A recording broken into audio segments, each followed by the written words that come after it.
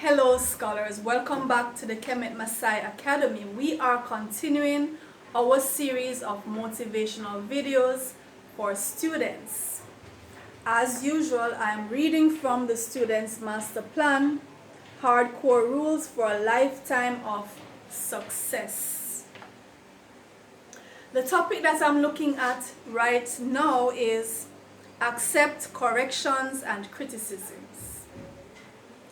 Have the humility to accept correction, and criticism, and correct your superiors in an appropriate manner. Human error has become proverbial. No one is perfect, least of all students actively engaged in learning. Mistakes are a normal and natural part of life.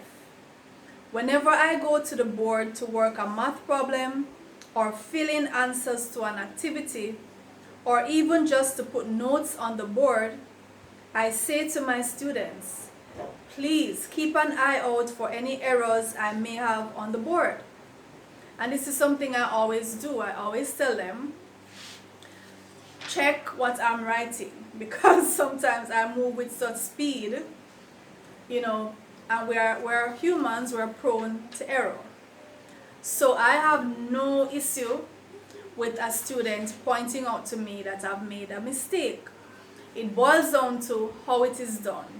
So if you are correcting someone who is, especially someone who is in a higher position than you are, or even just an adult, you should understand that you need to do it respectfully, diplomatically, right? But we all make mistakes, and I have no issue taking correction from a toddler. If a toddler has seen where I made a mistake and can point it out to me, all the better, right? So some of them find this shocking, some amusing, but most breathe a sigh of relief. Finally, a teacher who is willing to admit to being human and prone to error. It makes them more relaxed, more trusting of me, more willing to admit to their own mistakes, and more inclined to try to correct them. If a student points out to me that I have worked a math problem incorrectly, I have no difficulty in accepting that correction. If they suggest an alternative method, I am eager to try it. I once had a student whose mother pulled her from my private lessons because I gave out one bit of misinformation. She only returned to class the next day with the sole intention of showing me a printout that she had downloaded from the internet, haughtily highlighting my stupidity. And she didn't return to class after that. So I learned 3 things that day. 1, the millions of things that you do right have no consequence compared to the one thing that you do wrong in some people's eyes, right? As far as some people are concerned. 2, the internet can be very useful as a weapon to humiliate your teacher. And 3, Venus is the hottest planet, not Mercury, for the time being. My bad. I didn't mind the correction at all, but I lost a student for my gross ignorance. And I remember this very vividly. This happened, like, I would say about 10 or 15 years ago. It was a very long time ago, but I remember that whole scenario, right? So it was a grade 6 class, and so I had told a student that we're looking at the planets, and which one is hottest, which one is smallest, whatever. And I made the mistake of telling her that Mercury was the hottest planet. And this is a mistake that many persons make, and it's an understandable mistake, because if we're going on the notion that, you know, the nearest to the sun, the hottest, if we're going on that logic, you know, it stands to reason, with Mercury being the closest to the sun, that it will be the hottest. That is incorrect, however, because Venus is actually the hottest planet due to the type of atmosphere that it has. The gases in the atmosphere, particularly the carbon dioxide, traps the heat to the extent where Venus is actually hotter than Mercury. I did not know that at the time. Like I said, this was about 15 years ago, right? So that was the information I gave out. Now this student, she went home and she showed her mother what I had told her, or her mother checked the notes, and they did their research on the internet, and she printed the information that they found on the internet, explaining that Venus is the hottest planet and why. And she came back the next day just with that intention of humiliating me, to say, how dare you not know this? How dare you teach my child this when it is that? Right? So I said to her, well, this is fine and this is good. You know, the fact that you went out, you did not just take what I said, you did your research and you came back, and you are correcting me so that I can correct the other students. I can point out the error that was made.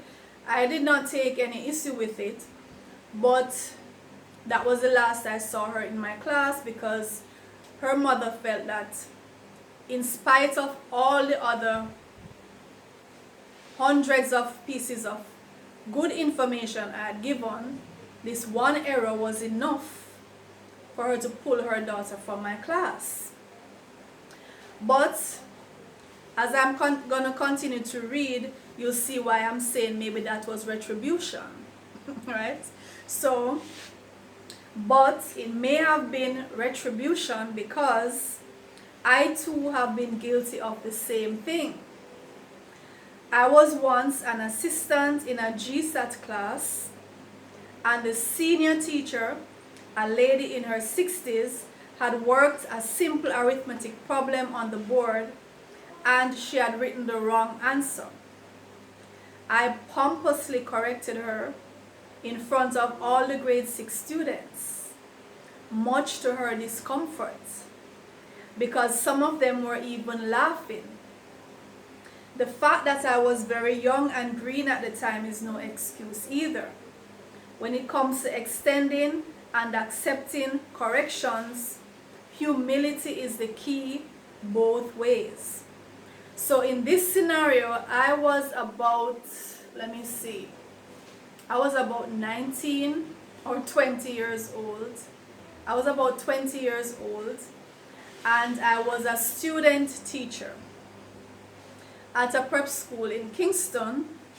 And so I was placed as an assistant teacher to a much older lady. She was in her 60s. So she was teaching the grade 6 class. And, you know, I was there as her assistant. And I was just so confident in myself and wanted to prove how much I knew my stuff, particularly when it came to mathematics, because that has always been my love in the classroom. So on this particular day, this teacher, she had, and she was seen as the main grade 6 teacher.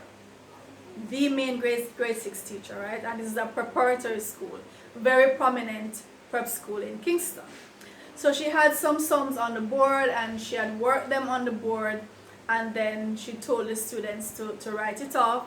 Now, I picked up an error, and I don't know why I felt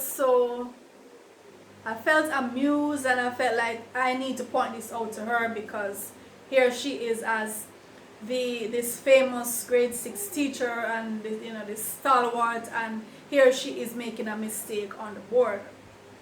In my 20-year-old stupidity, I corrected her in front of the entire class. I pointed it out to her in front of the class. And you could see that she was embarrassed. And like I said, some of the students were giggling, you know. And I, for whatever crazy reason, felt okay. I felt my ego was up there now. Okay, I corrected this lady. But it didn't last long, you know. My senses got a hold of me. And I don't remember if I apologized to her. I don't remember. I probably did. But I remember going through that, going through in my mind and saying, you know, I did wrong. Very soon afterwards, I didn't bask in the glory for long. The so-called glory, I didn't bask in that for long, because I quickly realized, no, you did wrong. You should not have corrected her in front of the class. This is something that you should have waited, you know, for the appropriate time when you were alone with her to point out the error and allow her to go and make the correction, right? And this is very important. Remember, the last line in the passage says, humility is the key on both ends. So for the person who is correcting and the person who is being corrected, you both have humility. Just humble yourself. We all make mistakes. We don't know everything. Nobody knows everything.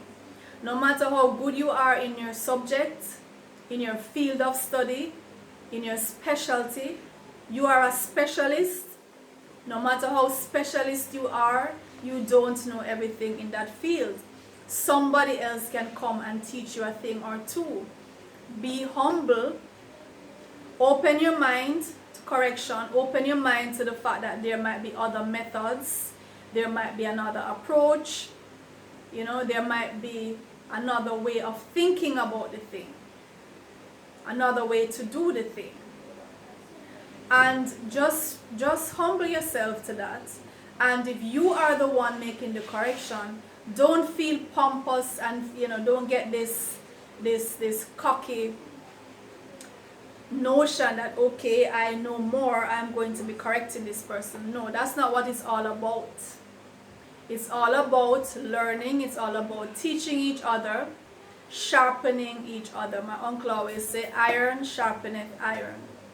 Sharpening each other and accepting that life is a journey.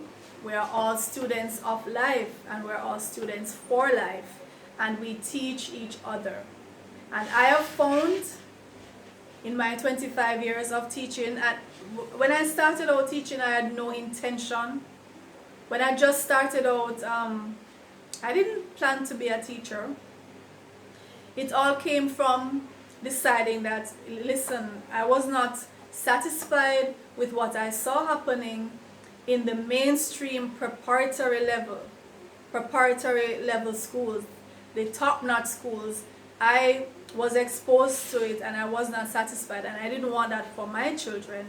And so I decided to homeschool them, and through that, gradually taking on other kids and so on.